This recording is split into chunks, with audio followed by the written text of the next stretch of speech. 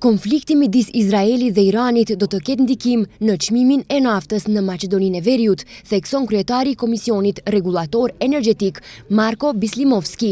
Megjithatë, Bislimovski shprehet se nuk pret ndikim në çmimet e produkteve të tjera. Eskalimi i konfliktit ndërmjet Izraelit dhe Iranit tashmë po reflektohet në bursat botërore dhe efektet do të ndjehen edhe në Maqedoni. Absolutisht do të ketë ndikim. Le të shohim se si do të reflektohet në ditët në vijim. Për javën e ardhshme, nuk besoj se do të ketë ndonjë ndikim drastik kur të marrim vendimin, por vetëm nëse ky trend i çmimeve të larta të derivateve të naftës vazhdon mëtej.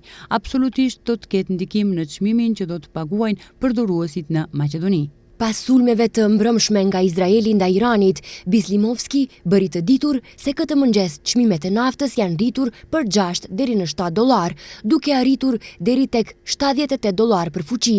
Kjo është rritja e parë e këtillë pas disa muajsh me çmime të qëndrueshme.